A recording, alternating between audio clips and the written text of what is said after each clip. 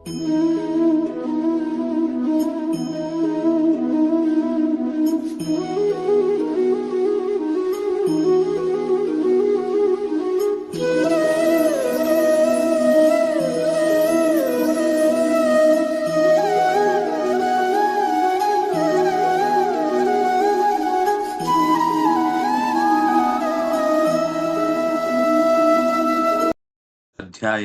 ಭಾಗವನ್ನು ನಾವು ನೋಡುತ್ತಾ ಇದ್ದೇವೆ.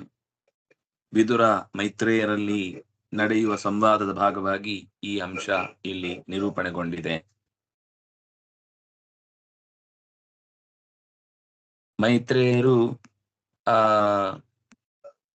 ಕೃಷ್ಣನಿಂದ ಅನೇಕ ಉಪದೇಶಗಳನ್ನ ವಿದುರನಿಗೋಸ್ಕರ ಹೇಳಲಿಕ್ಕೆ ಎದುರುಗೊಂಡವರು ವಿದುರನ ಅನೇಕ ರೀತಿಯ ಪ್ರಶ್ನೆಗಳನ್ನ ಉತ್ತರಿಸ್ತಾ ಬಂದ್ರು. ಅದರಲ್ಲಿ ಬಂದ ಮುಖ್ಯವಾದ ಪ್ರಶ್ನೆ ಏನು ಅಂತನ್ನೋದನ್ನ ಇಲ್ಲಿ ಮುಂದೆ ನಿರೂಪಣೆ ಮಾಡುತ್ತಾ ಇದ್ದಾರೆ.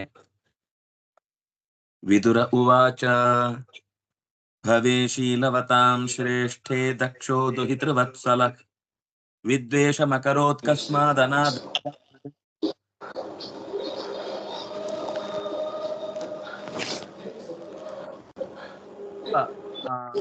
ಆಶ್ಚರ್ಯ ಆಗುವ ಸಂಗತಿ ಅಂತಂದ್ರೆ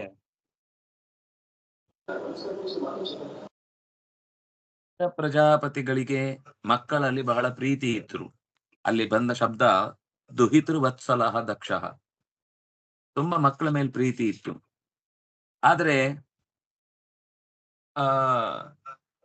ಸತಿಯ ವಿಷಯದಲ್ಲಿ ಯಾಕೆ ಹಾಗಾಯ್ತು? ಯಾಕಂದ್ರೆ ಅವನು ಅತ್ಯಂತ ಸದಾಚಾರಿಯೂ ಆಗಿದ್ದ, ಎಲ್ಲ ಧರ್ಮಾಚರಣೆಗಳನ್ನ ಶ್ರದ್ಧೆಯಿಂದ ಮಾಡ್ತಾ ಇದ್ದವ ದಕ್ಷ.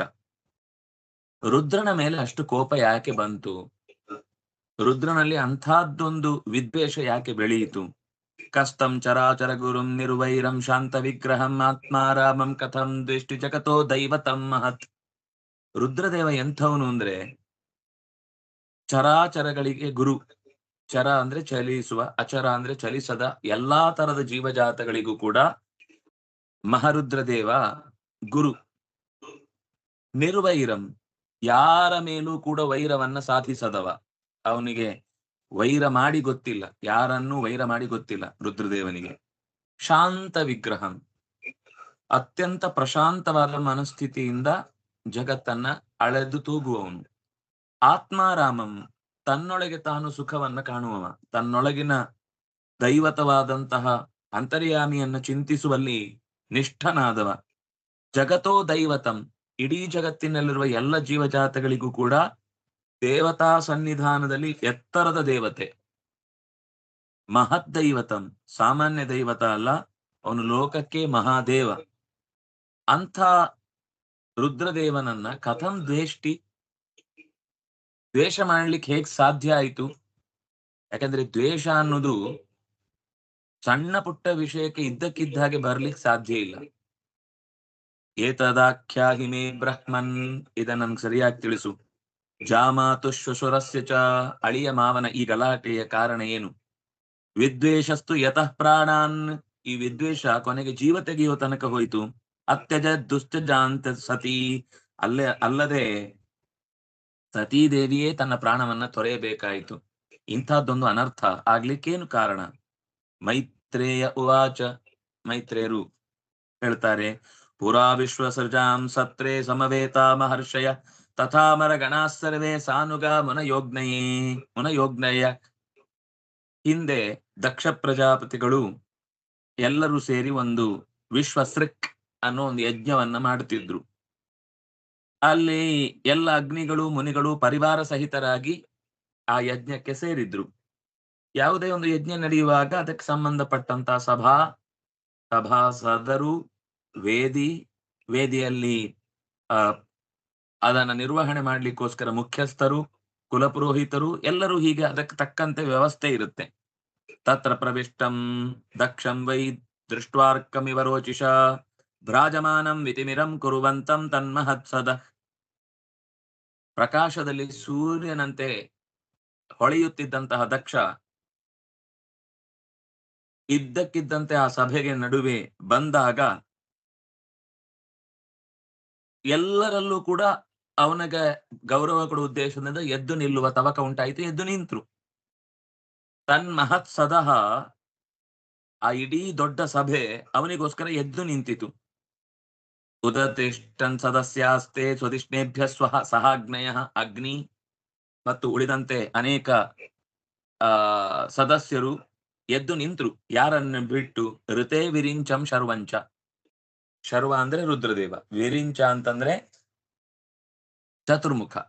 ಪಂಚಮುಖ ಮತ್ತು ಚತುರ್ಮುಖ ಇಬ್ರು ಮಾತ್ರ ಎದ್ದು ನಿಲ್ಲಿಲ್ಲ. ಋತೆ ವಿರಿಂಚಂ ಶರ್ವಂಚ ತದ್ಭಾಸ ಕ್ಷಿಪ್ತ ತೇಜಸ. ಅವರು ಕೂಡ ಆ ತೇಜಸ್ವಿಗಳಾಗಿ ಆ ಸಭೆಯಲ್ಲಿ ಕೂತಿದ್ರು. ಉಳಿದವರೆಲ್ಲರೂ ಕೂಡ ತಕ್ಷಣ ತೇಜಸ್ಸಿಗೆ ಬೆರಗಾಗಿ ಎಲ್ಲರೂ ಅವನು ಬರುವಾಗ ಜಾಗ ಬಿಟ್ಟುಕೊಟ್ರು. ಒಳಗ್ ಬಂದ. ಸದಸಸ್ಪತಿ ನಿರ್ದಕ್ಷೋ ಭಗವಾನ್ ಸಾಧು ಸತ್ಕೃತ. ಸಭಾಸದರೆಲ್ಲರೂ ಕೂಡ ಅವನನ್ನು ಚೆನ್ನಾಗಿ ಗೌರವಿಸಿದ್ರು. ಯಾರನ್ನ? ದಕ್ಷ ಪ್ರಜಾಪತಿಯನ್ನ. ಅಷ್ಟೇ ಅಲ್ಲ, ದಕ್ಷ ಪ್ರಜಾಪತಿ ಲೋಕ ಗುರುವಾದಂತಹ ಅಜಂ ಲೋಕ ಗುರುಂ ನತ್ವಾ ನಿಶಸಾದ ತದಾಜ್ಞೆಯ. ಚತುರ್ಮುಖನ ಮೋರೆಯನ್ನು ನೋಡಿ ನಾನು ಕೂಡ್ತೇನೆ ಅಂತ ಪರ್ಮಿಷನ್ ತಗೊಂಡು ಕೂತ. ಯಾರು? ದಕ್ಷ ಪ್ರಜಾಪತಿ. ಆದರೆ ಇಷ್ಟೆಲ್ಲರೂ ಗೌರವ ಕೊಟ್ಟು ಅವನನ್ನ ಬರಮಾಡಿಕೊಂಡಾಗಲೂ ರುದ್ರದೇವ ಮಾತ್ರ ಅವನು ಧ್ಯಾನದ ಸ್ಥಿತಿಯಲ್ಲಿ ಮೈಮರೆತು ಕೂತಿದ್ದ. ಪ್ರಾಂಗ್ ನಿಷಣ್ಣಂ ಮೃಡಂ ದೃಷ್ಟ್ವಾ ನಾಮೃಷ್ಯತ್ತದನಾದೃತ ಉವಾಚ ವಾಚಂ ಚಕ್ಷುರ್ಭ್ಯಾಂ ಅಭಿವೀಕ್ಷ್ಯದಹನ್ನಿವ. ಕುಳಿತಲ್ಲಿಂದ ಎದ್ದೇಳದೆ ತನ್ನನ್ನ ಗೌರವಿಸದೆ ಇದ್ದ ಶಿವನನ್ನ ಕಂಡು ದಕ್ಷನಿಗೆ ಸಹಿಸಿಕೊಳ್ಳಿಕ್ಕಾಗ್ಲಿಲ್ಲ. ಇವನು ಯಾಕೆ ನನಗೆ ಗೌರವ ಕೊಡ್ಲಿಲ್ಲ? ಎಲ್ಲರೂ ನನ್ನನ್ನು ಮರ್ಯಾದೆ ಮಾಡ್ತಾ ಇದ್ದಾರೆ, ಇವನು ಮಾತ್ರ ಯಾಕೆ ಸತ್ಕಾರ ಮಾಡ್ತಾ ಇಲ್ಲ? ಚಕ್ಷುರ್ಭ್ಯಾಂ ಅಭಿವೀಕ್ಷ್ಯ ದಹನ್ನಿವ ಇದಂ ವಾಚಮುವಾಚ. ಕಣ್ಣು ಗುರಾಯಿಸಿ ಅಗಲಾಯಿತು, ಹಲ್ಲು ಕಟಕಟಾಯಿಸಿತು. ಮಾತು ಇದ್ದಕ್ಕಿದ್ದಂತೆ ಅವನ ವಿಷಯದಲ್ಲಿ ಕೋಪದಿಂದ ಹೇಗೆ ಹೇಳಬೇಕೋ ಅದರ ಬಗ್ಗೆ ನಿಯಂತ್ರಣ ಇಲ್ಲದೆ ಬಾಯಿಗೆ ಬಂದಂತೆ ಮಾತಾಡ್ಲಿಕ್ಕೆ ಶುರು ಮಾಡಿದ ದಕ್ಷ. ದಕ್ಷ ಉವಾಚ ಶ್ರೂಯತಾಂ ಬ್ರಹ್ಮರ್ಷಯೋ ಮೇ ಸಹಸಭ್ಯಾಸಹಾಗ್ನಯ ಸಾಧೂನಾಂ ಬ್ರುವತೋ ವೃತ್ತಂ ನಾಜ್ಞಾನಾನ್ ನ ಚ ಮತ್ಸರಾತ್.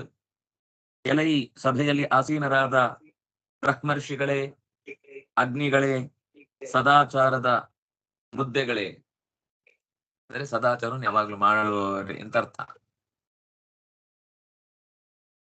ಶ್ರೂಯತಾಂ, ನನ್ನ ಮಾತನ್ನ ಸ್ವಲ್ಪ ಗಮನ ಇಟ್ಟು ಕೇಳಿಸಿಕೊಳ್ಳಿ. ನಾನು ಏನಾದ್ರೂ ಒಂದು ವಿಷಯ ಹೇಳ್ತಾ ಇದ್ದೇನೆ ಅಂದ್ರೆ ಗಡಿಬಿಡಿಯಲ್ಲಿ ಹೇಳ್ತಾ ಇದ್ದೇನೆ ಅಂತ ಅನ್ಕೊಳ್ಬೇಡಿ, ದುಡುಕಿ ಹೇಳ್ತಾ ಇದ್ದೇನೆ ಅಂತ ಅನ್ಕೊಳ್ಬೇಡಿ, ಗಮನ ಇಟ್ಟು ಕೇಳಿ. ಅಲ್ಲಿ ಸಭ್ಯಾಹ ಅಂತ ಶಬ್ದ ಬಳಸ್ತಾರೆ. ನಾವು ಸಾಮಾನ್ಯ ಕನ್ನಡದ ಭಾಷಣಗಳಲ್ಲೆಲ್ಲ ಸ್ಟೇಜ್ ಅಲ್ಲಿ ಇರುವ ಜನರನ್ನ ಕುರಿತು ಎಲೈ ಸಭಿಕರೇ ಅಂತ ನಾವು ಕರೀತೇವೆ. ಸಭಿಕರೇ ಅಂತ ಕರೆದ್ರೆ ಎಲ್ಲ ಜೂಜುಕೋರರು, ಹೆಂಡ ಕೊಡುಕರು, ಕೈಕಾಲು ನೆಟ್ಟಿಗಿಲ್ಲದವರು, ಆ ಸಭೆಯಲ್ಲಿ ಇರ್ಲಿಕ್ಕೆ ಯೋಗ್ಯ ಅಲ್ಲದವರು, ಆ ಅರ್ಥದಲ್ಲಿ ಆ ಶಬ್ದದ ಪ್ರಯೋಗ ಇರುವುದು. ಯಾವಾಗ್ಲೂ ಸಭಾಸದರೇ ಅಥವಾ ಸಭ್ಯರೇ ಅಂತ ಹೀಗೆ ಕರಿಬೇಕು ಹೊರತು ಸಭಿಕರೇ ಅಂತ ಕರಿಬಾರ್ದು ಯಾವತ್ತು ಕೂಡ. ಜೂಜಾಡುವ ಸಭೆಯಲ್ಲಿ ಕುಳಿತವರನ್ನ ಸಭಿಕರು ಅಂತ ಕರೀತಾರೆ. ದುಶ್ಚಟಗಳಿಗೆ ಒಳಗಾದ ಜನರೇ ಪರಸ್ಪರ ಸ್ನೇಹದಿಂದ ಭಾರಿ ಮಿತ್ರರ ಒಂದು ಮೈತ್ರಿ ಭಾವದಿಂದ ಕೂತಿರ್ತಾರೆ, ಅವರೆಲ್ಲ ಸಭಿಕರು. ಆದ್ರೆ ಇಲ್ಲಿ ಸಹಸಭ್ಯಾ, ಎಲೈ ಸಭ್ಯ ಜನರೇ, ನಾನು ಕೆಲವು ಮಾತುಗಳನ್ನು ಹೇಳಬೇಕು. ಅಯಂತು ಲೋಕಪಾಲಾನಾಂ ಯಶೋಘ್ನೋ ನಿರಪತ್ರಪ್ಪ ಸಭ್ಯರಾಚರಿತ ಪಂಥ ಏನ ಸ್ತಬ್ಧೇನ ದೂಷಿತ. ಈ ಒಬ್ಬ ಶಿವ ಅಂತ ಇದ್ದಾನಲ್ಲ, ತಲೆ ಎತ್ತದೆ ಕಣ್ಮುಚ್ಚಿ ಭಾರಿ ತಾನು ತಪಸ್ಸು ಮಾಡೋನು ಅಂತ ಕೂತವನು, ಇವನಿಗೆ ಸ್ವಲ್ಪವೂ ನಾಚಿಕೆ ಇಲ್ಲ. ನಿರಪತ್ರಪ, ಅಪತ್ರಪ ಅಂದ್ರೆ ನಾಚಿಕೆ, ನಿರಪತ್ರಪ ಅಂದ್ರೆ ನಾಚಿಕೆ ಇಲ್ಲವನು, ನಾಚಿಕೆ ಬಿಟ್ಟವನು. ಅಪತ್ರಪ ಅನ್ನುವ ಶಬ್ದ ಸಂಸ್ಕೃತದಲ್ಲಿ ತುಂಬಾ ಕಡೆ ಬೇರೆ ಬೇರೆ ಕಡೆ ಬರುತ್ತೆ. ಅಂದ್ರೆ ಯಾವ ಕೆಲಸ ಮಾಡಬಾರದು ಆ ಕೆಲಸ ಮಾಡುವ ಹೊತ್ತಿಗೆ ಒಳಗಿನಿಂದ ಒಂದು ಬೇಡ ಅಂತ ಒಂದು ಇಂಟ್ಯೂಷನಲ್ ಎಚ್ಚರಿಕೆ ಬರುತ್ತೆ. ಅದು ಅಪತ್ರಪ. ಇವನಿಗೆ ಆ ನಿರಪತ್ರಪ, ಸ್ವಲ್ಪವೂ ನಾಚಿಕೆ ಇಲ್ಲ. ಸಜ್ಜನರು ಯಾವ ದಾರಿಯಲ್ಲಿ ಸದ್ಭಿರಾಚರಿತ ಪಂಥಾಹ, ಸಜ್ಜನರು ನಡೆದುಕೊಂಡು ಬಂದ ದಾರಿಯನ್ನ ಇವನು ಮೀರಿದ್ದಾನೆ, ಕೆಡಿಸಿದ್ದಾನೆ. ಲೋಕಪಾಲರು ಅಂತ ಯಾರನ್ನ ನಾವು ಗುರುತಿಸ್ತೇವೋ ಆ ಸಾಲಿನಲ್ಲಿ ಇವನೊಬ್ಬ ಕೆಡುಕ, ಈ ಸಾಲಿಗೆ ಕಳಂಕ ತಂದಂತಹ ವ್ಯಕ್ತಿ. ಏಷ ಮೇ ಶಿಷ್ಯತಾಂ ಪ್ರಾಪ್ತೋ ಯನ್ಮೇ ದುಹಿತುರಗ್ರಹೀತ್ ಪಾಣಿಂ ವಿಪ್ರಾಗ್ನಿಮುಖತಃ ಸಾವಿತ್ರ್ಯ ಇವ ಸಾಧುವತ್. ನಾನು ಸುಮ್ನೆ ಶಿವನ ಮೇಲೆ ಆರೋಪ ಮಾಡ್ತಾ ಇದ್ದೇನೆ ಅಂತ ಅನ್ಕೊಳ್ಬೇಡಿ. ಯಾಕೆಂದ್ರೆ ಯೋಗ್ಯನಾದ ಒಬ್ಬ ವಟು ಅಗ್ನಿಗಳ ಸಮ್ಮುಖದಲ್ಲಿ ಗಾಯತ್ರಿ ಮಂತ್ರದ ಉಪದೇಶವನ್ನು ಹೇಗೆ ಪಡೀತಾನೋ ಹಾಗೇನೆ ಇವನು ನನ್ನ ಮಗಳಾದಂತಹ ಸತಿಯನ್ನ ಶ್ರದ್ಧೆಯಿಂದ ಭಾರೀ ತಾನು ಒಬ್ಬ ಸಜ್ಜನ ಅನ್ನುವ ಹಾಗೆ ಕೈ ಹಿಡಿದಿದ್ದಾನೆ, ಪಾಣಿಗ್ರಹಣ ಮಾಡಿದ್ದಾನೆ. ಯಾರು ಒಬ್ಬನ ಕೈಯಿಂದ ಮಗಳನ್ನ ಸ್ವೀಕರಿಸ್ತಾನೋ ಅವನಿಗೆ ಅವನು ಶಿಷ್ಯ ಇದ್ದ ಹಾಗೆ. ಅಂದ್ರೆ ಅಳಿಯ ಮತ್ತು ಮಾವ ಗುರು ಶಿಷ್ಯರು ಇದ್ದ ಹಾಗೆ. ಮಾವ ಅನ್ನೋದು ಗುರು ಇದ್ದ ಹಾಗೆ, ಅಳಿಯ ಅನ್ನೋದು ಶಿಷ್ಯ ಇದ್ದ ಹಾಗೆ. ಹಾಗಾಗಿ ಏಷಮೇ ಶಿಷ್ಯತಾಂ ಪ್ರಾಪ್ತ, ಇವನು ನಿಜವಾಗಿ ನನ್ನ ಶಿಷ್ಯನಾಗಿ ಕೂತಿದ್ದಾನೆ. ಗೃಹೀತ್ವ ಮೃಗಶಾಭಾಕ್ಷ್ಯಾ ಪಾಣಿಮರ್ಕಟಲೋಚನ ಪ್ರತ್ಯುತ್ಥಾನಾಭಿವಾದಾರ್ಹೇ ವಾಚಾಪ್ಯಕೃತ ನೋಚಿತಂ. ಇಂಕೆಯ ಕಣ್ಣಿನಂತಹ ನನ್ನ ಮಗಳ ಕೈಯನ್ನ ಕೋತಿಯ ಕಣ್ಣಿನ ಈ ಹುಡುಗ ಕೈ ಹಿಡಿದು ನನ್ನ ಹುಡುಗಿಯ ಬಾಳನ್ನ ಹಾಳು ಮಾಡಿದ್ದಾನೆ. ಮರ್ಕಟಲೋಚನ, ಕೋತಿ ಕಣ್ಣಿನವನು ಈ ಶಿವ. ಮೃಗಶಾಭಾಕ್ಷಿ, ಮೃಗಶಾವ ಅಂತಂದ್ರೆ ಜಿಂಕೆ, ಅದರ ಕಣ್ಣಿನಂತೆ ಕಣ್ಣುಳ್ಳವಳು ನನ್ನ ಮಗಳು. ಯಾವಾಗ ನಮ್ಗೆ ಒಬ್ಬ ವ್ಯಕ್ತಿ ಇಷ್ಟ ಇಲ್ಲ ಅಂತ ಆಗತ್ತೆ ಆಗ ಎಲ್ಲರ ಕಣ್ಣು ಉಲ್ಟಂಪಲ್ಟನೆ ಕಾಣುತ್ತೆ. ಪಂಕಜಾಕ್ಷ ಅಂತ ಕರೆದಿರ್ತಾನೆ ಮೊದ್ಲು, ಆಮೇಲೆ ಮತ್ತೆ ಸಿಟ್ಟಲ್ಲೂ ಪಂಕಜಾಕ್ಷ ಅಂತ ಕರೀತಾನೆ. ಏನು ಅಂತ ಕೇಳಿದ್ರೆ ಮೊದ್ಲು ಕಮಲಾಕ್ಷ ಅನ್ನುವ ಅರ್ಥದಲ್ಲಿ ಪಂಕಜಾಕ್ಷ ಅಂತ ಕರೀತಾರೆ, ಆಗ ಭಾರಿ ಪ್ರೀತಿ ಇತ್ತು. ಆಮೇಲೆ ಸಿಟ್ಟಲ್ಲಿ ಅದೇನು ಮತ್ತೆ ಪಂಕಜ ಅನ್ನ. ಕಪ್ಪೇನು ಕೆಸರಲ್ಲೇ ಹುಟ್ಟುವುದು.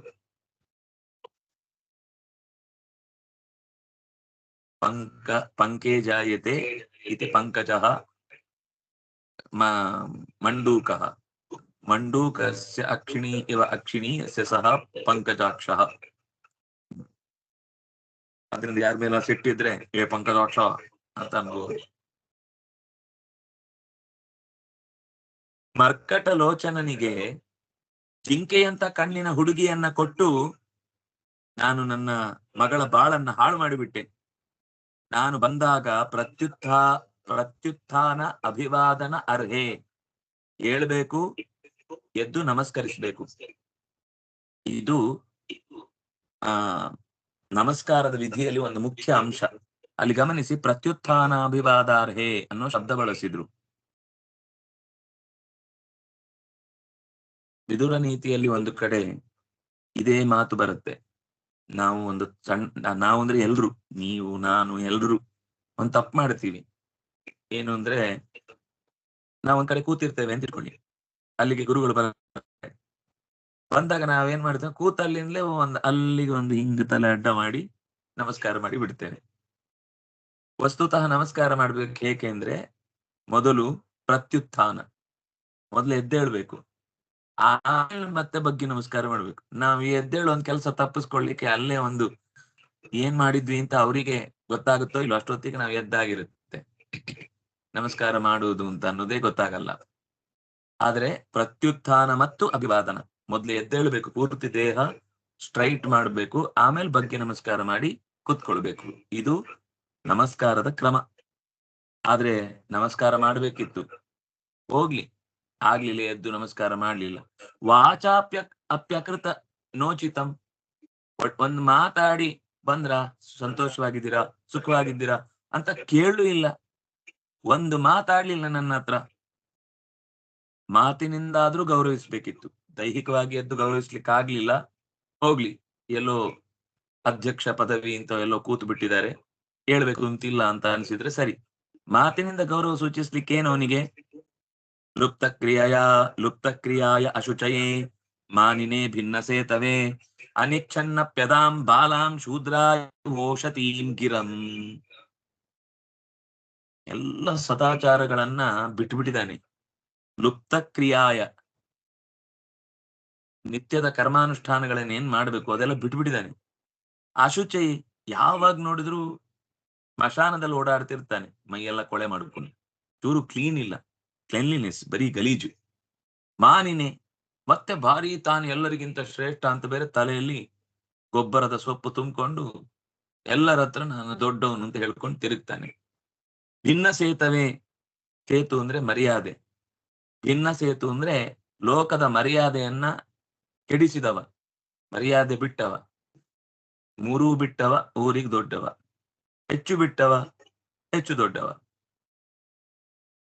ಅನಿಚ್ಛನ್, ನನಗೆ ವಸ್ತುತಃ ನನ್ನ ಮಗಳನ್ನ ಈ ಅಶಿವನಿಗೆ ಕೊಡುವ ಇಷ್ಟ ಇರ್ಲಿಲ್ಲ.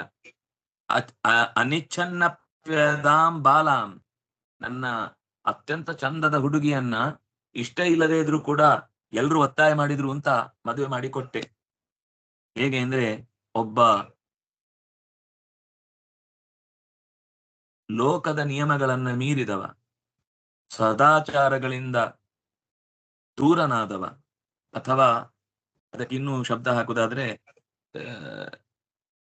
ಅನುಷ್ಠಾನ, ಜಪಾನುಷ್ಠಾನ, ಪೂಜೆ ಕೆಲವೆಲ್ಲ ಒಂದಿಷ್ಟು ನಿಯಮ ಬಾಹಿರ ಅಂತ ಆಗೋದಿದೆ. ನಿಯಮ ಬಾಹಿರನಾದವನಿಗೆ ಅತ್ಯಂತ ಉತ್ತಮವಾದ ವಿದ್ಯೆ ಕೊಟ್ರೆ ಹೇಗೆ ಅದು ವ್ಯರ್ಥವಾಗುತ್ತೋ ಹಾಗೆ ನಾನು ವಿದ್ಯೆಗೆ ಅನರ್ಹನಾದವನಿಗೆ ವಿದ್ಯೆ ಕೊಟ್ಟಂತೆ ನನ್ನ ಮಗಳನ್ನ ಈ ಶಿವನಿಗೆ ಮದುವೆ ಮಾಡಿ ಕೊಟ್ಟಿದ್ದೇನೆ. ಇದೇ ಪುಣ್ಯಾತ್ಮ ಮದುವೆ ಮಾಡಿ ಕೊಡುವಾಗ ಭಾರಿ ಹೊಗಳಿದ್ದ ಶಿವನನ್ನ. ಈಗ ತನಗೆ ಸೀಟು ಬಿಟ್ಟು ಎದ್ದೇಳಿಲ್ಲ ಅನ್ನೋ ಒಂದೇ ಕಾರಣಕ್ಕೆ ಎಲ್ಲ ಉಲ್ಟಂ ಪಲ್ಟ ಹೊಡಿಲಿಕ್ಕೆ ಶುರುವಾಯಿತು. ಯಾವುದಕ್ಕೆ ಮಾತಾಡ್ತಾ ಇದ್ದೇನೆ ಅಂತನೂ ಗೊತ್ತಿದೆ, ಎಲ್ಲವನ್ನು ಬೈಲಿಕ್ಕೆ ಶುರು ಮಾಡಿದ. ಪ್ರೇತಾವಾಸೇಶು ಘೋರೇಶು ಘೋರೈರ್ಭೂತಗಣೈರ್ವೃತ ಅಟತ್ಯುನ್ಮತ್ತವನ್ ನಗ್ನೋ ವ್ಯುಪ್ತಕೇಶೋ ಹಸನ್ರುದನ್. ಘೋರವಾದ ಸ್ಮಶಾನಗಳಲ್ಲಿ ಕಪಾಲಗಳನ್ನ, ತಲೆಬುರುಡೆಗಳನ್ನ ಹಿಡ್ಕೊಂಡು ಓಡಾಡುವ, ಜೊತೆಗೆ ಭೂತಗಣಗಳೇ ಅವನ ದೊಡ್ಡ ಪಟಾಲಂ. ಅವನ ಗುಂಪು ಯಾವುದು ಅಂದ್ರೆ, ಸುತ್ತ ಇರುವವರು ಒಬ್ಬರಿಗೂ ಕೈ ಮೂಗು ಬಾಯಿ ಎಲ್ಲ ನೆಟ್ಟಿಗಿಲ್ಲ, ಎಲ್ಲ ಸೊಟ್ಟಿಗಿರುವಂತವರೇ ಅವನ ಸುತ್ತ ತುಂಬಿಕೊಂಡು ಕೂತಿ ಬಿಟ್ಟಿದ್ದಾರೆ. ಘೋರಿ ಭೂತಗಣೈರ್ ವೃತಃ, ಅವನು ಬರ್ತಾ ಇದ್ರೆ ಅವನ ಹಿಂದೆನೆ ಈ ಬೂದಿದಾರಿಗಳೆಲ್ಲ ಓಡ್ಕೊಂಡು ಬರ್ತಾ ಇರ್ತಾರೆ. ಬಂದು ಹೋದ್ರೆ ಒಂದ್ಸರ್ತಿ ಅವರ ಮೈಯಿಂದ ಧೂಳು ಉದುರಿ ಏನೋ ಆಯ್ತು, ಇಲ್ಲಿ ಅವರ ಜೆರಾಕ್ಸ್ ಎಲ್ಲ, ಕಾಲಿನ ಜೆರಾಕ್ಸ್ ಎಲ್ಲ ಬಿದ್ದಿರುತ್ತೆ ಧೂಳು ಮೇಲೆ, ಓಡಾಡಿದ ಮಂತ್ರ. ಅಂತಹ ಉನ್ಮತ್ತನಾದ, ತಲೆ ಕೂದಲನ್ನ ಸ್ವಲ್ಪವೂ ನೆಟ್ಟಗೆ ಎಣ್ಣೆ ಹಾಕಿ ಬಾಚದೆ ಹೆಂಗೆಂಗೋ ಜಟೆ ದಾರಿಯಾಗಿ ಬಿಟ್ಟಿರುವಂತವನನ್ನ ನನಗೆ ನೋಡಿದ್ರೆ ಮೈಯೆಲ್ಲ ಉರಿತಾ ಇದೆ. ಯಾವಾಗ ಯಾವಾಗೋ ನಗ್ತಾ ಇರ್ತಾನೆ, ಯಾವಾಗ ಯಾವಾಗೋ ಅಳ್ತಾ ಇರ್ತಾನೆ. ಯಾಕೆ ನಗ್ತಾನೆ ಗೊತ್ತಿಲ್ಲ, ಯಾಕೆ ಅಳ್ತಾನೆ ಗೊತ್ತಿಲ್ಲ. ಹಸನ್ ರುದನ್, ಚಿತಾಭಸ್ಮ ಕೃತ ಸ್ನಾನ, ಮೈ ಮೇಲೆಲ್ಲ ಬೂದಿ ಹರ್ಕೊಂಡಿರ್ತಾನೆ. ಪ್ರೇತಾಸ್ತಿ ಗ್ರಂಥಿಭೂಷಣ, ಈ ಸತ್ತು ಹೋದ ಶರೀರದ ಮೂಳೆಗಳನ್ನೆಲ್ಲ ಹಿಡ್ಕೊಂಡು ಅದನ್ನೇ ಮಾಲೆಯನ್ನಾಗಿ ಹಾಕೊಂಡಿದ್ದಾನೆ. ಶಿವಾಪದೇಶ, ಶಿವ ಅನ್ನೋದು ಕೇವಲ ಅವನಿಗೊಂದು ಈ ಕ್ಷೀರಸಾಗರ ಭಟ್ಟ ಅಂತ ಹೆಸರಿದ್ದಾಗೆ. ಅವನಿಗೆ ಮನೆಯಲ್ಲಿ ಮಜ್ಜಿಗೆ ಗತಿ ಇರಲ್ಲ. ಸಂಪತ್ ಕುಮಾರ್ ಅಂತ ಹೆಸರು ಇರುತ್ತೆ. ಏನ್ ಮಾಡ್ತಿದ್ಯೋ, ಭಿಕ್ಷೆ ಬಿಡ್ತೇನೆ, ಹೆಸರು ಸಂಪತ್ ಕುಮಾರ್ ಅಂತ. ಹಾಗೆ ಹೆಸರಿಗೂ ನಡತೆಗೂ ಸಂಬಂಧ. ಶಿವಾಪದೇಶ, ಅವನಿಗೆ ಶಿವ ಅಂತ ಹೆಸರಿದೆಯಲ್ಲ, ಶಿವ ಅಂದ್ರೆ ಮಂಗಳ ಅಂತ ಅರ್ಥ. ಆದ್ರೆ ಈ ಶಿವ ಅನ್ನೋ ಹೆಸರಿದೆಯಲ್ಲ, ಅದು ಮರ್ಯಾದೆ ತೆಗಿಲಿಕ್ಕೋಸ್ಕರನೇ ಇಟ್ಕೊಂಡ ಹೆಸರದು. ಮಂಗಳವಾರಕ್ಕೆ ಅಮಂಗಳ ಅಂತ ಅದರ ಸ್ವರೂಪ, ಆದ್ರೆ ಹೆಸರಿಂದ ಅದು ಮಂಗಳ. ಹಾಗೆ ಇವನು ಅಶಿವ, ಆದ್ರೆ ಶಿವ ಅಂತ ಅಪದೇಶ. ಮತ್ತೋನ್ಮತ್ತ ಜನಪ್ರಿಯ, ಉನ್ಮತ್ತರಾದವರಿಗೆಲ್ಲ ಈ ರುದ್ರದೇವ ಅಂದ್ರೆ ಭಾರಿ ಇಷ್ಟ. ಅವನ ಹಾಗೆ ಕುಡಿದು ಕುಪ್ಪಳಿಸಿ ಯಾವ್ದು ಕಾಲು, ಯಾವ್ದು ಕೈ, ಯಾವ್ದು ತಲೆ, ಯಾವ್ದು ಆಚೆ ಈಚೆ ದಾರಿ, ಯಾವ್ದು ರಸ್ತೆ ಅಂತ ಗೊತ್ತಿಲ್ಲದೆ ಓಡಾಡುವಂತ ಮಂದಿಗೆಲ್ಲ ಇವನು ನಾಯಕ. ಪತಿ ಪ್ರಭತ ಭೂತಾನಾಂ ತಮೋ ಮಾತ್ರಾತ್ಮಿಕಾತ್ಮನಾಂ ತಸ್ಮಾ ಉನ್ಮಾದನಾಥಾಯ ನಷ್ಟ ಶೌಚಾಯ ದುರ್ಹೃದೆ ದತ್ತಾವತ ಮಯಾ ಸಾಧ್ವಿ ಚೋದಿತೆ ಪರಮೇಷ್ಠಿನ. ಈ ತಾಮಸ ಸ್ವಭಾವದ ಪ್ರಮಥರೆಂಬ ಭೂತಗಳಿಗೆ ಒಡೆಯನಾದ ಉನ್ಮತ್ತ ಭೂತಗಳಿಗೆಲ್ಲ ಮಾರ್ಗದರ್ಶನ ಮಾಡುವ ಆಚಾರಹೀನನಾದ ಕೆಟ್ಟ ಮನಸ್ಸಿನ ವ್ಯಕ್ತಿಯನ್ನ ಈ ಚತುರ್ಮುಖ ದೇವರು ಕೊಡುಮಾರಯ, ಇವಳನ್ನ ಮದುವೆ ಮಾಡಿ ಕೊಟ್ರೆ ನಿನ್ನ ಮಗಳು ಸುಖವಾಗಿರ್ತಾಳೆ, ಅವನು ಕೂಡ ಈ ನಿನ್ಗೆ ಒಂದು ಯೋಗ್ಯನಾದ ಅಳಿಯನಾಗ್ತಾನೆ ಅಂತ ಹೇಳಿದ ಅಂತ ಒಂದೇ ಕಾರಣಕ್ಕೆ ಪರಮೇಷ್ಠಿನ ಚೋದಿತೆ ಮಯಾ ದತ್ತ ಸಾಧ್ವಿ, ನಾನು ಪಾಪದ ಈ ಹುಡುಗಿಯನ್ನ ಸತಿಯನ್ನ ದಾಕ್ಷಾಯಿಣಿ ಅವಳನ್ನ ರುದ್ರದೇವನಿಗೆ ಮದುವೆ ಮಾಡಿ ಕೊಟ್ಟು ಬಿಟ್ನಲ್ಲ, ತಪ್ಪು ಮಾಡಿಬಿಟ್ಟೆ, ಕೊಡಬಾರ್ದಿತ್ತು ನನ್ನ ಮಗಳನ್ನ ಈ ರುದ್ರದೇವನಿಗೆ ಅಂತ ಇಡೀ ಸಭೆಯಲ್ಲಿ ಎಲ್ಲರಿಗೂ ಕೇಳುವ ಹಾಗೆ ಬೈತಾ ಇದ್ದಾನೆ. ವಿನಿಂಜೈವಂ ಸಗಿರಿಶಂ ಅಪ್ರತೀಪಮವಸ್ಥಿತಂ ದಕ್ಷೋಥೋಪ ಉಪಸ್ಪೃಶ್ಯ ಕ್ರುದ್ಧ ಶಪ್ತುಂ ಪ್ರಚಕ್ರಮೇ. ಇಷ್ಟಾಗುವಾಗಲೂ ಅಪ್ರತೀಪಮವಸ್ಥಿತಂ, ಅವನ ಕೋಪದ ಮಾತುಗಳಿಗೆ, ನಿಂದೆಯ ಮಾತುಗಳಿಗೆ, ಅಸಹ್ಯಕರವಾಗಿ ಅವನನ್ನ ಅವಮರ್ಯಾದೆ ಮಾಡುವ ಮಾತುಗಳಿಗೆ ಸ್ವಲ್ಪವೂ ಅಪ್ರತೀಪಂ, ಮುಖದಲ್ಲಿ ಬೇಸರ, ಹುಬ್ಬುಗಂಟಾಕು, ಸಿಟ್ಟು ಮಾಡ್ಕೋ ಅಥವಾ ಡಿಸ್ಟರ್ಬ್ ಆಗು ಏನೂ ಇಲ್ಲ. ಪ್ರಶಾಂತವಾದ ಸ್ಥಿತಿಯಲ್ಲಿ ಅವನ್ ಪಾಡಿಗೆ ಅವನು ಸ್ಟೇಜ್ ಅಲ್ಲಿ ಎಲ್ಲಿ ಕೂತಿದ್ನೋ ಅಲ್ಲೇ ದೇವ್ರ ತರನೇ ಕೂತಿದ್ದ. ಅಲ್ಲಾಡ್ಲಿಲ್ಲ, ತಲೆ ಅಲ್ಲಾಡಿಸ್ಲಿಲ್ಲ, ದೇಹ ಅಲ್ಲಾಡಿಸ್ಲಿಲ್ಲ. ಒಳಗಿನಿಂದನೇ ತಾನು ಯಾವ ಧ್ಯಾನದ ಸ್ಥಿತಿಯಲ್ಲಿದ್ನೋ ಅಲ್ಲಿ ಮೈ ಮರೆತು ಆನಂದವಾಗಿ ಕೂತಿದ್ದಾನೆ ರುದ್ರದೇವ. ದಕ್ಷನಿಗೆ ಇಷ್ಟು ಬೈದಾಗ ವಿರೋಧ ವ್ಯಕ್ತಪಡಿಸ್ಲಿಲ್ಲ ಅಲ್ವಾ, ಇನ್ನೂ ಉರಿ ಹತ್ತಿ ಬಿಟ್ಟಿತು.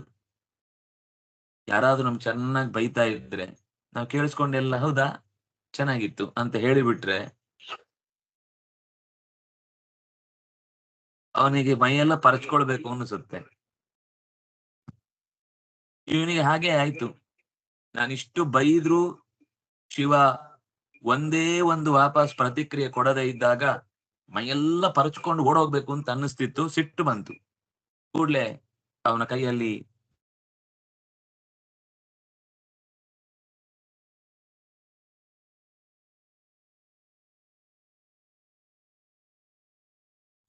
ಯಜ್ಞ ಭಾಗಂ ನ ಲಭತಾಂ ದೇವೈರ್ದೇವಗಣಾಧಮ, ದೇವತೆ ಗಣಗಳಕ್ಕೆ ಸುಮ್ಮನೆ ಕಪ್ಪು ಚುಕ್ಕಿ ಅಂತ ಇರುವಂತಹ ಈ ರುದ್ರದೇವನಿಗೆ ಯಜ್ಞದಲ್ಲಿ ಯಾವತ್ತೂ ಕೂಡ ಭಾಗದೇಯ ಸಿಗದೇ ಇರಲಿ. ಇಂದ್ರ ಉಪೇಂದ್ರರ ನಡುವೆ ಆಹುತಿಗಳನ್ನು ಸ್ವೀಕರಿಸಬೇಕಾದ ಇವನಿಗೆ ಮುಂದೆ ಯಜ್ಞದಲ್ಲಿ ಭಾಗ ಇಲ್ಲದೆ ಹೋಗಲಿ ಅಂತ ನಿಷೇಧವನ್ನ ವ್ಯಕ್ತಪಡಿಸಿದ. ನಿಷಿಧ್ಯಮಾನ ಸದಸ್ಯ ಮುಖ್ಯೈ ದಕ್ಷೋ ಗಿರೀಶಾಯ ವಿಸೃಜ್ಯ ಶಾಪಂ ತಸ್ಮಾನ್ ನಿಷ್ಕ್ರಮ್ಯ ವಿವೃದ್ಧಮನ್ಯುರ್ಜಕಾಮ ಕೌರವ್ಯ ನಿಜಂ ನಿಕೇತಂ. ಸಭ್ಯರಲ್ಲಿ ಮುಖ್ಯರಾದವರು ಬೇಡ ಬೇಡ ಹೀಗೆಲ್ಲ ಮಾಡಬಾರದು ಅಂತ ದಕ್ಷನಿಗೆ ಹೇಳ್ತಾ ಇದ್ರು. ಶಿವನಿಗೆ ಹೀಗೆ ಶಾಪ ಕೊಟ್ಟು ಕೋಪದಿಂದಲೇ ಧಗಧಗನೆ ಉರಿಯುತ್ತಾ ಅಲ್ಲಿಂದ ಮನೆಗೆ ಹೊರಟು ಹೋದ ದಕ್ಷ. ವಿಜ್ಞಾಯ ಶಾಪಂ ಗಿರಿಶಾನುಗಾಗ್ರಣೀ ನಂದೀಶ್ವರೋ ರೋಷಕಷಾಯ ದೂಷಿತ ದಕ್ಷಾಯ ಶಾಪಂ ವಿಸಸರ್ಜ ದಾರುಣಂ ಯೇ ಚಾನ್ಮಮೋದಂ ತದವಾಚ್ಯುತಾಂ ದ್ವಿಜಾ. ರುದ್ರದೇವನ ಅತ್ಯಂತ ಹತ್ತಿರದ ಭಕ್ತ ಮತ್ತು ಅವನ ಸೇವಕನಾಗಿರುವ ನಂದಿಗೆ ಹೀಗೆಲ್ಲ ಸಭಾ ಮರ್ಯಾದೆ ತೆಗೆದು ಸಭೆಯಲ್ಲಿ ಮತ್ತೆ ಶಾಪ, ಏನು ತಪ್ಪು ಮಾಡಿದ್ರೆ ತನ್ನ ಪಾಡಿ ತಾನಿದ್ದವನಿಗೆ ಶಾಪ ಕೊಟ್ಟದ್ದನ್ನ ತಡಿಲಿಕ್ಕಾಗ್ಲಿಲ್ಲ. ಅವನಿಗೆ ರುದ್ರದೇವ ಅಂದ್ರೆ ತನ್ನದೇ ಒಂದು ಭಾಗ, ಅಷ್ಟು ಪ್ರೀತಿ. ಅದಕ್ಕಾಗಿ ಅವನು ಶಿವನ ಅನುಚರರಲ್ಲಿ ಎಲ್ಲರಿಗಿಂತ ಮುಖ್ಯನ ನಂದಿಕೇಶ್ವರ ದಕ್ಷನ ಶಾಪಕ್ಕೆ ಸಿಡಿಮಿಡಿಗೊಂಡ. ದಕ್ಷನಿಗೆ ಅವನು ಶಾಪ ವಾಪಸ್ಸು ಕೊಡ್ಲಿಕ್ಕೆ ಸಿದ್ಧನಾದ. ಜೊತೆಗೆ ಶಿವ ಈ ಸಭೆಯಲ್ಲಿ ಶಿವನನ್ನ ಮರ್ಯಾದೆ ತೆಗಿಲಿಕ್ಕೋಸ್ಕರ ಪ್ರಯತ್ನ ಪಡುವಾಗ ಒಬ್ರು ಕೂಡ ನೀನ್ ಮಾಡಿ ತಪ್ಪು ಇದು ಅಂತ ತಡೀಲ್ವ, ಅದಕ್ಕೆ ಮೇಲೆಲ್ಲ ಕೋಪ ಬಂತು. ಸಭೆಯಲ್ಲಿ ಯಾವತ್ತಾದ್ರೂ ಕೂಡ ಯಾವುದೋ ಒಂದು ಅನ್ಯಾಯ ನಡೆಯುವಾಗ ಯಾರದನ್ನ ಮೌನವಾಗಿ ಸಹಿಸಿಕೊಳ್ತಾರೋ ಅವರು ಕೂಡ ಶಿಕ್ಷಾರ್ಹ ಅಪರಾಧಿಗಳು. ಒಂದೋ ಅಂತಹ ಸಭೆಯಲ್ಲಿ ನಾವು ಕೂಡಬಾರದು, ಎದ್ದು ಹೋಗ್ಬೇಕು. ನಮ್ಗಲ್ಲಿ ವಿರೋಧಿಸ್ಲಿಕ್ಕೆ ಆಗ್ತಾ ಇಲ್ಲ ಅಂದ್ರೆ ಒಂದೋ ನಾವಲ್ಲೇ ಉಳ್ಕೊಳ್ಳೋರು ಅಂತ ನಿಶ್ಚಯ ಆಗಿದ್ರೆ ಅದರ ಬಗ್ಗೆ ಮಾತಾಡ್ಬೇಕು. ನೀವು ಮಾಡು ತಪ್ಪು ಅಂತ. ಮುನಿಗಳಾಗಿ ತಪಸ್ವಿಗಳಾಗಿ ಚರಾಚರ ಗುರುವೆನಿಸಿದಂತಹ ರುದ್ರದೇವನಿಗೆ ಸಭಾ ಮಧ್ಯದಲ್ಲಿ ಎಲ್ಲರ ಮುಂದೆ ಅವಮಾನ ಮಾಡುವಾಗಲೂ ಒಬ್ರು ಇದು ಅಪರಾಧ, ಇದು ತಪ್ಪು, ನೀನ್ ಇಲ್ಲಿ ತನಕ ಏನೆಲ್ಲ ಆಕ್ಷೇಪ ಮಾಡಿದಿ ಯಾವುದು ಕೂಡ ಶಿವನಲ್ಲಿ ದೋಷ ಅಲ್ಲ, ಶಿವ ಇಂಥ ದೋಷಗ್ರಸ್ತನಲ್ಲ ಅಂತ ಹೇಳಿಲ್ಲಲ್ಲ. ನಂದಿಕೇಶ್ವರನಿಗೆ ಕೋಪ ಬಂತು. ನಂದಿರುವಾಚ ಏತನ್ಮರ್ತ್ಯಮುದ್ದಿಶ್ಯ ಭಗವತ್ಯ ಪ್ರತಿದ್ರುಹಿ ದೃಹ್ಯತ್ಯಜ್ಞ ಪೃಥಕ್ ದೃಷ್ಟಿ ತತ್ವತೋ ವಿಮುಖೋ ಭವೇತ್. ದಕ್ಷನಿಗೆ ತಾನು ಮಾವ ಅಂತ ಮನಸ್ಸಲ್ಲಿ ಇದ್ದದ್ದು ತಪ್ಪಲ್ಲ, ಆದ್ರೆ ಕೇವಲ ಶಾರೀರಿಕವಾದ ಸಂಬಂಧವನ್ನ ಪುರಸ್ಕರಿಸಿ ಶಿವನಿಂದ ನಾನೇ ಪೂಜ್ಯ ಅಂತ ಭಾವಿಸಿ ಮಾತನಾಡಿದ್ದು ದೊಡ್ಡ ಅಪರಾಧ. ಮರ್ತ್ಯಮುದ್ದೇಶ್ಯ ಲೋಕದಲ್ಲಿ ಸಂಬಂಧಕ್ಕೆ ಹೇಳಿದ್ದದು ಅನ್ನೋದು ಗುರು ಶಿಷ್ಯರು ಅಂತ. ಹೀಗೆ ಕೊಟ್ಟ ಮಾವ ಗುರು ಶಿಷ್ಯ ಅಂತ ಆಗುದಿದ್ರೆ ಇನ್ ಯಾರ್ಯಾರೋ ಏನೇನೋ ಆಗ್ಬೇಕಿತ್ತು. ಹೌದು, ಅವನ್ ಮರ್ಯಾದೆ ಕೊಟ್ರೆ ಅದಿದೆ, ಆದ್ರೆ ಏನ್ ಮಾಡ್ತಾ ಇದ್ದಾನೆ ಅಂತ ನೋಡ್ಬೇಕಲ್ವಾ. ಕಣ್ಣು ಮುಚ್ಚಿ ಕೂತು ಧ್ಯಾನಕ್ಕೆ ಕುಳಿತವನಲ್ಲೂ ಕೂಡ ನಾನು ಮರ್ಯಾದೆ ಕೊಡಬೇಕು ಅಂತ ಅಪೇಕ್ಷೆ ಪಡ್ತಾ ಇದ್ದೇನೆ ಅಂದ್ರೆ ನನ್ನಷ್ಟು ದಡ್ಡ ಮೂರ್ಖ ಅನ್ಯಾಯಕಾರಿ ಮತ್ತೊಬ್ಬ ಇಲ್ಲ. ಆದ್ರಿಂದ ಶಿವನ ಲೌಕಿಕವಾದ ಸಂಬಂಧವನ್ನ ಗಟ್ಟಿಗೊಳಿಸಿ ತಾನು ಪೂಜ್ಯ ಅಂತ ತಪ್ಪು ತಿಳಿದಿದ್ದಾನೆ. ದ್ವೇಷಕ್ಕೆ ಒಂದು ಸ್ವಲ್ಪವೂ ಪ್ರತಿದ್ವೇಷ ಮಾಡದೇ ಇದ್ದ ಜಗತ್ಪೂಜ್ಯನಾದ ರುದ್ರದೇವನಲ್ಲಿ ಅಜ್ಞಾನದಿಂದ ಅವನು ಮತ್ತಷ್ಟು ದ್ವೇಷ ಮಾಡಿದ್ದಕ್ಕಾಗಿ ದೃಹ್ಯತಿ ಅಜ್ಞ ಅಪ್ರತಿದ್ರುಹಿ, ಯಾವ ರೀತಿಯಿಂದಲೂ ದ್ರೋಹ ಮಾಡದೇ ಇರುವ, ಇಷ್ಟು ಬೈದಾಗ್ಲೂ ಮುಖ ವಿಕಾರಗೊಳ್ಳದ ರುದ್ರದೇವನನ್ನ ಇಷ್ಟು ದ್ರೋಹದ ಚಿಂತನೆ ಮಾಡಿದ್ದು ಮಾತ್ರ ಅಲ್ಲ, ಚಿಂತನೆ ಮಾಡಿದ ಜನಗಳೆಲ್ಲ ಅದನ್ನ ಸುಮ್ನೆ ನಿಂತು ನೋಡ್ತಾ ಇದ್ರಲ್ವಾ. ಎಲ್ಲರ ತತ್ವಜ್ಞಾನ ನಷ್ಟವಾಗಲಿ, ತತ್ವತಃ ವಿಮುಖೋ ಭವೇತ್. ದಕ್ಷನಿಗಾಗ್ಲಿ ಅವನ ಈ ಕೆಡು ನುಡಿಗಳನ್ನ ಯಾರೂ ವಿರೋಧಿಸದೆ ಒಪ್ಪಿಕೊಂಡು ಕೂತವರಿಗೂ ಕೂಡ ಜ್ಞಾನದ ದೋಷ ಅಜ್ಞಾನದ ದೋಷ ಅವರನ್ನ ಕಾಡ್ಲಿ. ಗೃಹೇಶು ಕೂಟಧರ್ಮೇಶು ಸಕ್ತೋ ಗ್ರಾಮ್ಯ ಸುಖೇಚ್ಛಯ ಕರ್ಮತಂತ್ರಂ ವಿತನುತಾಂ ವೇದವಾದ ವಿಪನ್ನಧೀ. ಸ್ವರ್ಗವನ್ನ ಬಯಸುವವನು ಜ್ಯೋತಿಷ್ಠೋಮ ಯಾಗವನ್ನ ಮಾಡಬೇಕು ಅನ್ನೋ ತರದ ವೇದದ ಮಾತುಗಳಿವೆ. ಆದ್ರೆ ಆ ಸ್ವರ್ಗಕ್ಕೆ ಅರ್ಥ ಏನು ಅಂದ್ರೆ ಮೋಕ್ಷ ಅಂತಾನೆ. ಸ್ವರ್ಗ ಕಾಮೋ ಜ್ಯೋತಿಷ್ಠೋಮೇನ ಯಜೇತ ಅಂತ ಬಂತು ಅಂದ್ರೆ ಸ್ವರ್ಗ ಅನ್ನುವ ಶಬ್ದಕ್ಕೆ ನಾವು ಇಂದ್ರನ ವ್ಯವಸ್ಥೆ ಅಡಿಯಲ್ಲಿ ಸಿಗುವ ಸುಖವನ್ನು ಸ್ವರ್ಗ ಅಂತ ಕರಿಬಹುದು. ಆದ್ರೆ ಶಾಸ್ತ್ರದಲ್ಲಿ ಎಲ್ಲದಕ್ಕೂ ಸಂಬಂಧಪಟ್ಟಂತ ಸ್ವರ್ಗ ಅಂತ ಹೇಳುದು ಯಾವುದು ಅಂದ್ರೆ ಶಾಶ್ವತವಾದ ಬಿಡುಗಡೆಯನ್ನೇ ಸ್ವರ್ಗ ಹೇಳುದು. ಸ್ವರ್ಗಚ್ಚತಿ, ಸ್ವರ್ ಅಂದ್ರೆ ತನ್ನ ನಿಜವಾದ ಅಸ್ತಿತ್ವವನ್ನ ಸೇರಿಕೊಳ್ಳುವವ, ತನ್ನೊಳಗಿನ ಧರ್ಮವನ್ನ ನಿಜಾನಂದವನ್ನ ಹೊಂದುವವ, ಅದು ಮೋಕ್ಷ ಅಂದ್ರೆ ಅದೇ. ತನ್ನತನವನ್ನ ಪೂರ್ಣ ಪ್ರಮಾಣದಲ್ಲಿ ಹೊಂದುವುದೇ ಮೋಕ್ಷ. ಈಗ ತನ್ನ ಮಿತಿಯ ಅರಿವಿಲ್ಲದೆ, ತನ್ನ ಸುತ್ತಲಿನವರ ವ್ಯವಸ್ಥೆಯ ಬಗ್ಗೆ ತಿಳಿದುಕೊಳ್ಳದೆ, ಅವರಿಂದ ಅದು ಯಾವುದೋ ಒಂದು ಸಣ್ಣ ದುರ್ಘಟನೆಯನ್ನ ಅಪಸವ್ಯವನ್ನ ಜೀವನದುದ್ದಕ್ಕೂ ನೆನೆಸಿಕೊಂಡು ನಾವು ವಿರೋಧ ವ್ಯಕ್ತಪಡಿಸುವುದರಲ್ಲಿ ಯಾವ ಅರ್ಥವೂ ಇಲ್ಲ. ಹಾಗಾಗಿ ಇದನ್ನ ತಿಳಿಯದೆ ದಕ್ಷ ವಿವೇಕವನ್ನ ಕಳೆದುಕೊಂಡು ಭಗವಂತನ ಪ್ರೀತಿಗೋಸ್ಕರ ನಾವು ಎಲ್ಲರಿಂದಲೂ ಕೂಡ ನಮಸ್ಕಾರವನ್ನ ಪಡೆಯುವುದು ಹೊರತು ನಾನು ದೊಡ್ಡ ಜನ ಅನ್ನುವ ಕಾರಣಕ್ಕೆ ಯಾರೂ ಕೂಡ ನಮಸ್ಕಾರವನ್ನ ಅಪೇಕ್ಷಿಸಬಾರದು. ಅಪೇಕ್ಷಿಸಿದ್ದರ ಪರಿಣಾಮವೇ ದಕ್ಷನಿಗಾದ ದುರವಸ್ಥೆ. ಪರಮಾತ್ಮನಿಗೆ ಪ್ರೀತಿಯಾಗಲಿ, ಅಧರ್ಮಕ್ಕೆ ಕೈಕಾಲು ಮುರಿದು ಬಿದ್ದು ಹೋಗಲಿ ಅಂತ ಈ ರೀತಿ ಆಸೆಯಿಂದ ಗೃಹಸ್ಥಾಶ್ರಮಕ್ಕೆ ಯೋಗ್ಯವಾದ ಯಜ್ಞಾದಿ ಕರ್ಮಗಳನ್ನ ಮಾಡುವಂತೆ ನಮ್ಮ ಮನಸ್ಸು ಪ್ರೇರೇಪಿತಗೊಳ್ಳಬೇಕು. ಸುಖದ ಆಸೆಯ ಹಿಂದೆ ಸಾಗಿ ಕೆಟ್ಟ ಕೆಲಸಗಳಲ್ಲಿ ಹೆಚ್ಚು ತೊಡಗುವಂತಹ ಅವ್ಯವಸ್ಥೆಯನ್ನು ಮನುಷ್ಯ ಉಂಟು ಮಾಡಕೂಡದು. ಬುದ್ಧ್ಯಾಪರ ಸ್ಮೃತಾತ್ಮ ಗತಿಶ್ ಪಶು ಶ್ರೀಕಾಮ ಸೋತಿ ತರಾಂ ದಕ್ಷೋ ಕೋಚಿರಾತ್. ಶಾಪ ಕೊಡ್ತಾನೆ. ಪರಮಾತ್ಮನ ಅಸ್ತಿತ್ವವನ್ನೇ ಮರೆತು ರುದ್ರದೇವನಿಗೆ ಕೊಡಬೇಕಾದ ಗೌರವವನ್ನು ಪಡೆದ ವಿಷಯವನ್ನೇ ಚಿಂತಿಸುತ್ತಾ ಪ್ರಾಣಿಗಳಂತೆ ಪಶುತುಲ್ಯನಾಗಿ ಅತಿಯಾಗಿ ಸ್ತ್ರೀಲಂಪಟ ಎನಿಸುವಂತೆ ನಿಮಗೆಲ್ರಿಗೂ ಕೂಡ ದೋಷ ಅಂಟಲಿ. ಪಶುಗಳಂತೆ ಅಂದ್ರೆ ಬಾಲ ಒಂದಿಲ್ಲ ಅಂತ ಅಷ್ಟೇ, ಉಳಿದದೆಲ್ಲ ಸೇಮ್. ಬುದ್ಧಿಯೂ ಇಲ್ಲ, ಬಾಲವೂ ಇಲ್ಲ. ಇಂಥ ಮನುಷ್ಯನಾಗಿಯೂ ಹುಟ್ಟಿ ಅಸಮರ್ಥತೆಯನ್ನೇ ಸಮರ್ಥತೆ ಅಂತ ಭಾವಿಸುವಂತಹ ದಡ್ಡತನ ಅವನಿಗೆ ಬರಲಿ. ದಕ್ಷನಿಗೆ ಬಸ್ತ ಮುಖೋ ಅಚಿರಾತ್. ಬಸ್ತ ಅಂದ್ರೆ ಆಡು, ಆಡಿನ ಮುಖ ಉಂಟಾಗುವಂತಾಗಲಿ ಅಂತ ನಂದಿಕೇಶ್ವರ ಶಾಪ ಕೊಡ್ತಾನೆ. ನಿನಗೆ ಅಂದ್ರೆ ಆ ಏಡು ಮೇ ಮೇ ಮೇ ಮೇ ಮೇ ಅಂತಿರುತ್ತಲ್ಲ, ಇವನ್ನೆಲ್ಲ ನಂದು ನಂದು ನಂದು ಮೇ ಮೇ ಮೇ ಮಮ ಮೇ ಅವಯೋನು ಅಸ್ಮಾಕಂ ನಃ ಎಲ್ಲ ಮೇ ಮೇ ಮೇ ಅಂತ ಹೇಳಿದಕ್ಕೆ ಅದೇ ಮೋರೆ ನಿನಗೆ ಬರ್ಲಿ ಅಂತ ಅದೇ ಶಾಪವನ್ನ ಕೊಟ್ಟ. ನಾವು ಕೂಡ ಯಾವಾಗ್ಲೂ ಎಲ್ಲ ನಂದು ನಂದು ನಂದು ನಂದು ಅಂತಿದ್ರೆ ಯಾವ್ದು ಮನೆಯಲ್ಲಿ ಒಂದು ನಂದು ಅಂತ ನಾಯಿ ಹೆಸರಲ್ಲಿ ಹುಟ್ಟಬೇಕಾಗುತ್ತೆ. ಕೇಳಿಸ್ತಿದ್ಯಾ? ಸರಿ. ವಿದ್ಯಾ ಬುದ್ಧಿರ ವಿದ್ಯಾಯಾಂ ಕರ್ಮಮಯ್ಯಾಂ ಅಸಾವಜಃ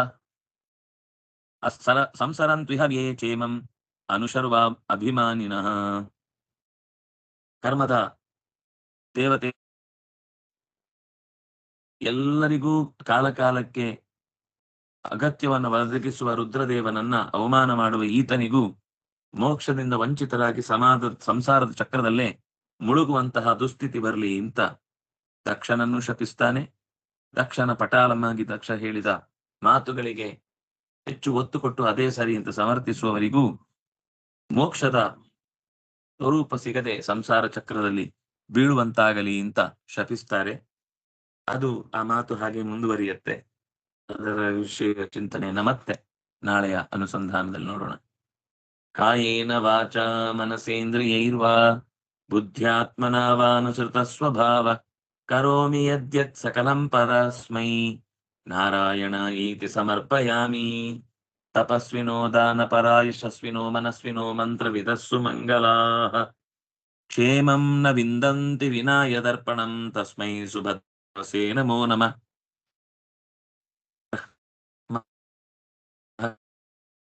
ಬ್ರಹ್ಮಣಾಹುತಂ ತೇನ ಬ್ರಹ್ಮ ಸರ್ವೇ ಸಂತು ನಿರಾಮಯಾ ಸರ್ವೇ ಭದ್ರಾಣಿ ಪಶ್ಯಂತು ಮಾ ಕಶ್ಚಿತ್ ದುಃಖ ಭಾಗ್ ಭವೇತ್. ಧರ್ಮಸ್ಯ ವಿಜಯೋ ಭೂಯಾತ್ ಧರ್ಮಸ್ಯ ಪರಾಭವ ಸದ್ಭಾವನಾ ಪ್ರಾಣಭೃತಾ ಭೂಯಾತ್ ವಿಶ್ವಸ್ಯ ಮಂಗಲಂ.